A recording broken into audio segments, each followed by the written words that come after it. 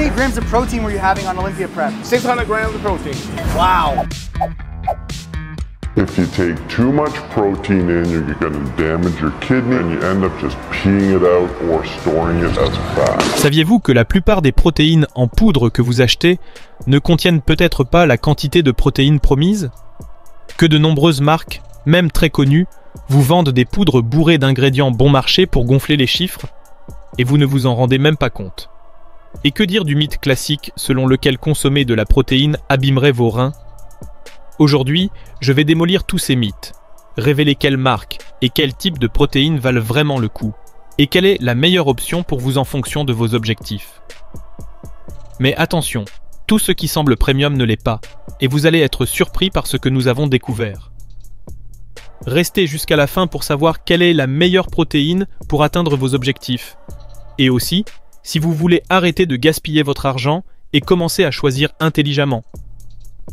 Les protéines sont les briques de base avec lesquelles votre corps construit du muscle, répare les tissus et fait fonctionner tout le système.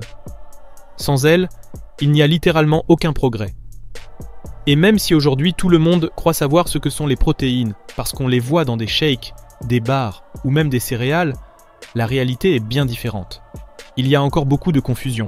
Certains disent que c'est seulement pour les bodybuilders, d'autres prétendent qu'en consommer trop abîme les reins. Et pour couronner le tout, le marché est saturé de produits qui paraissent de qualité, mais qui cachent des ingrédients de mauvaise qualité derrière de jolies étiquettes. Alors aujourd'hui, on va faire le tri, clarifier à quoi servent vraiment les protéines et vous aider à choisir celles qui vous conviennent vraiment, sans tomber dans les pièges du marketing. Commençons par briser un des plus vieux et des plus absurdes mythes du monde du fitness.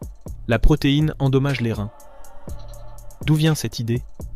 D'études réalisées sur des personnes souffrant déjà de maladies rénales, pas sur des sportifs en bonne santé comme vous. La science est claire.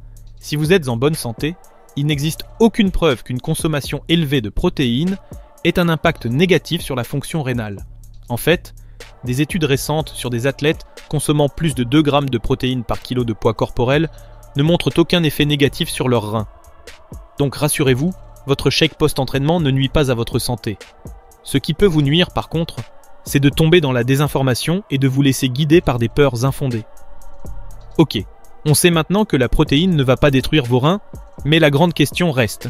Quelle quantité de protéines faut-il consommer pour gagner du muscle, récupérer ou simplement rester en bonne santé?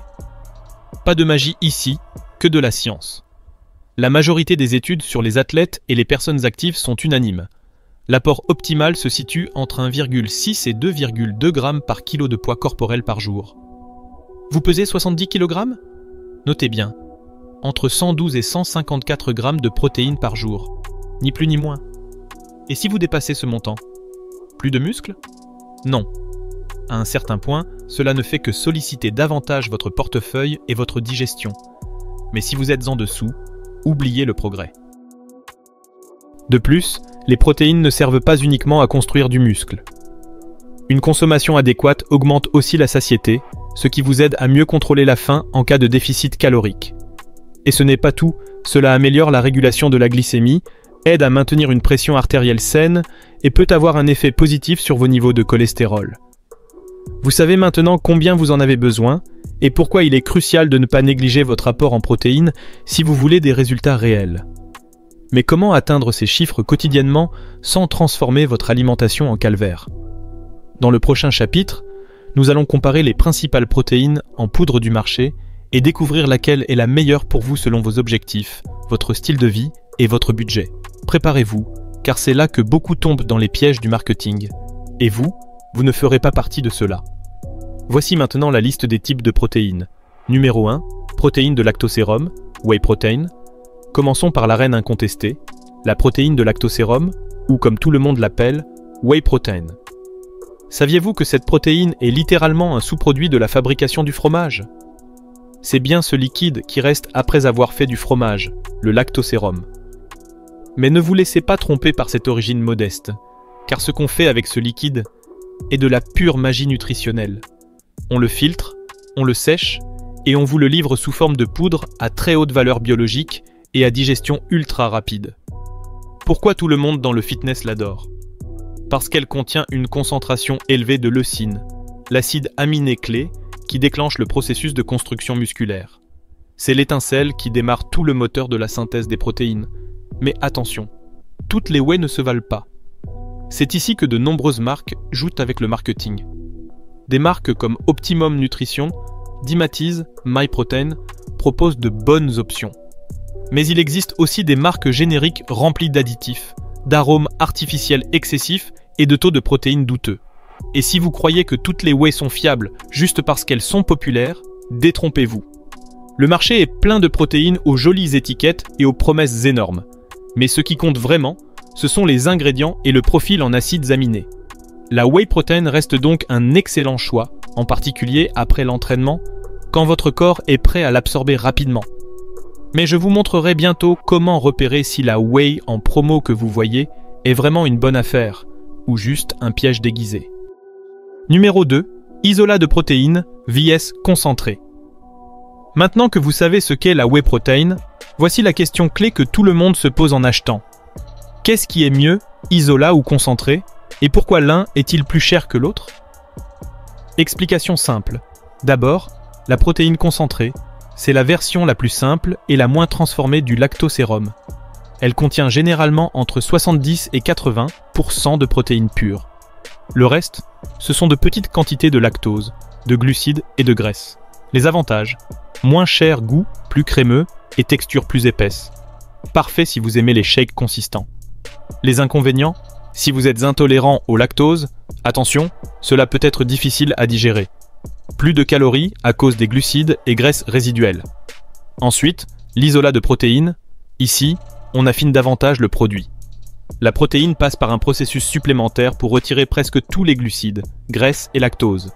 Résultat, une poudre contenant 90% ou plus de protéines pures, plus légère, plus facile à digérer et avec moins de calories. Les avantages: idéal si vous êtes en phase de définition ou que vous souhaitez limiter les calories. Parfaite pour les intolérants au lactose. Les inconvénients: plus cher. Parfois, un goût et une texture moins crémeux, plus légers. Alors, que choisir? Si vous avez un budget serré, que vous êtes en phase de prise de masse et que vous tolérez le lactose, le concentré est parfait. Si vous faites attention à chaque calorie, que vous êtes intolérant ou que vous voulez l'option la plus pure, l'isolat est votre allié. Des marques comme Isopure, MyProtein Isolate ou On Gold Standard Isolate sont de bonnes options en isolat. Mais attention, de nombreuses marques vendent de l'isolat à des prix étonnamment bas. Et si ça semble trop beau pour être vrai, c'est souvent le cas. Je vous montrerai plus tard exactement quels détails vérifier pour ne pas vous faire avoir. Numéro 3. Protéines hydrolysées. Et maintenant, nous arrivons à ce que l'on appelle l'élite des protéines. La fameuse protéine hydrolysée. Tu l'as sûrement vu, toujours plus cher, avec des noms accrocheurs et des étiquettes qui crient ultra rapide, absorption instantanée, résultat premium. Mais qu'est-ce que la protéine hydrolysée? Et vaut-elle vraiment son prix? Je t'explique simplement. La protéine hydrolysée est, en fait, de la whey, isolat ou concentré, qui a subi un processus enzymatique supplémentaire. Ce processus prédigère la protéine en la coupant en peptides plus petits. En clair, ton corps a moins de travail à faire pour la décomposer. Elle est absorbée encore plus rapidement que l'isolat. Parfait, non? Eh bien, ça dépend. Les vrais avantages? Idéal si tu as des problèmes digestifs ou une grande sensibilité. Son absorption ultra rapide peut offrir un petit avantage aux athlètes d'élite qui doivent reconstituer leurs nutriments immédiatement.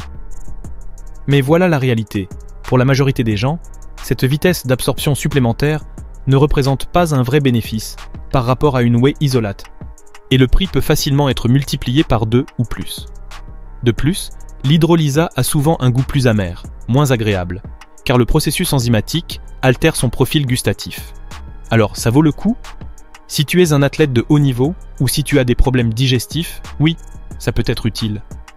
Mais si tu es un pratiquant moyen qui s'entraîne dur pour prendre du muscle, la différence ne justifie pas le prix. Des marques comme Dymatize ou Isosynth offrent de bonnes protéines hydrolysées, mais ne te laisse pas avoir uniquement par le mot hydrolysé comme gage de qualité supérieure. Le contexte est toujours important. Numéro 4. Caséine, protéine de lait. Voici une protéine souvent sous-estimée. mais qui joue un rôle clé si elle est bien utilisée. La caséine. Contrairement à la whey, qui est comme une Ferrari, rapide, légère, qui entre et sort vite, la caséine, c'est plutôt un camion de transport. Lente, constante, durable. D'où vient-elle? Du même lait, mais elle contient environ 80% de protéines à digestion lente contre 20% de protéines rapides. Les avantages? Libération prolongée d'acides aminés sur plusieurs heures. Parfait pour les périodes prolongées sans manger, en particulier avant de dormir, 7 à 8 heures sans rien consommer.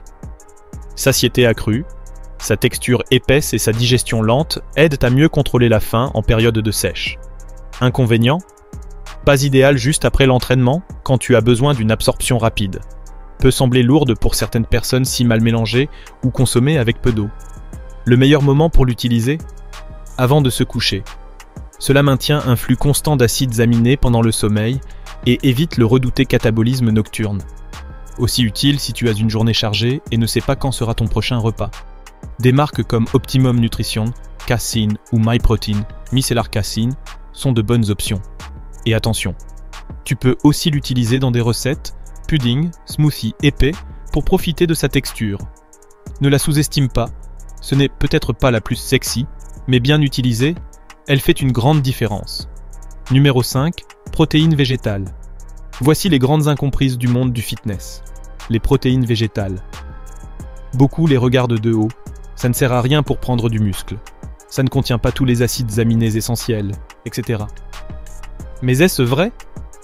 On va démystifier ça. Que sont les protéines végétales en poudre? Ce sont des suppléments issus de sources végétales comme le riz, le pois, le soja, le chanvre, la chia, etc. Contrairement à la whey, elles ne proviennent pas du lait. Zéro lactose, zéro dérivés animaux. Avantage. Idéal pour les végans, les intolérants au lactose ou ceux qui veulent réduire leur consommation de produits animaux.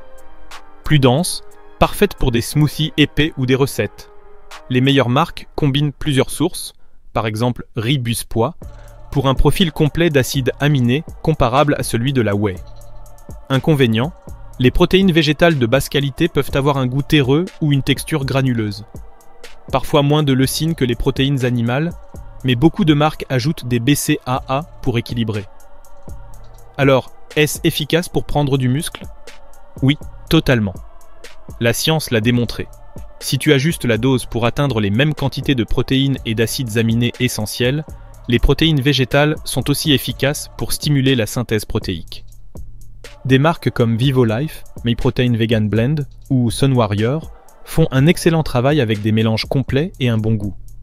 Donc, si tu es vegan, intolérant, ou si tu veux simplement diversifier ton alimentation, ne sous-estime pas les protéines végétales.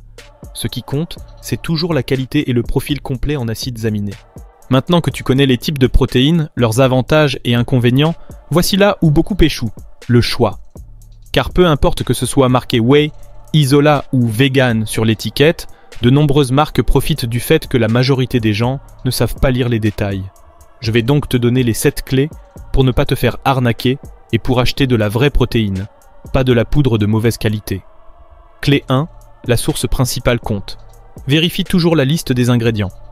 Pour une isola, le premier ingrédient doit clairement être whey protein isolate, pas un mélange douteux. Certaines marques cachent des concentrés bas de gamme ou même des protéines végétales bon marché dans des produits soi-disant premium. Clé 2. Attention au amino speaking.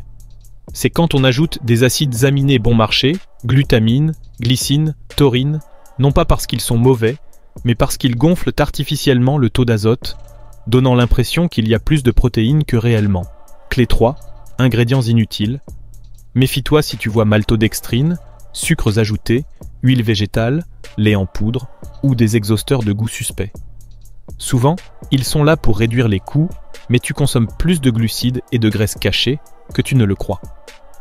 Clé 4. Matière première non précisée. Une marque sérieuse te dira toujours d'où vient sa matière première. Si ce n'est pas clair, ou si c'est juste propriétaire, méfie-toi. Clé 5. Valeur nutritionnelle réaliste. Un isolat aromatisé ne peut pas contenir plus de 89 à 90% de protéines réelles. Un concentré tourne autour de 75 à 80%. Si tu vois des chiffres irréalistes, c'est du marketing mensonger. Clé 6. Fausse promesse, 0% glucides et lipides. Aucune protéine n'est 100% exempte de glucides ou de graisse. Si c'est écrit 0%, c'est probablement arrondi ou pas 100% honnête. Clé 7. Aminogramme suspect. Savais-tu que beaucoup de marques ne publient même pas un aminogramme complet? Ou un montre-teint qui ne correspond pas au type de protéines vendues? Un bon profil doit afficher des niveaux corrects de leucine, isoleucine, valine et tous les acides aminés essentiels. Donc, la prochaine fois que tu achètes ta protéine, ne te fie pas seulement au prix ou au joli packaging. Vérifie ingrédients, origine, profil en acides aminés et chiffres réels. On ne te donne pas du muscle gratuitement. On te vend un produit et c'est ta responsabilité de vérifier s'il en vaut la peine. Au final, ce n'est pas juste une question de quelle protéine tu achètes, mais de savoir ce que tu mets dans ton corps. Ce qui est cher n'est pas toujours meilleur, et ce qui est bon marché n'est pas toujours une bonne affaire. Aujourd'hui, je t'ai montré comment aller au-delà du marketing et faire des choix intelligents, car un corps fort se construit à la salle, mais un consommateur averti se construit ici, avec de l'information et du bon sens. N'achète pas sur un coup de tête, achète en connaissance de cause. Celui qui contrôle sa nutrition contrôle ses résultats. Si cette vidéo sur comment mieux choisir ta protéine t'a plu, je te recommande cette autre vidéo sur les transformations physiques incroyables que certains acteurs ont réalisées pour décrocher des rôles dans les meilleurs films Marvel. Tu n'en croiras pas tes yeux. Ne la manque pas.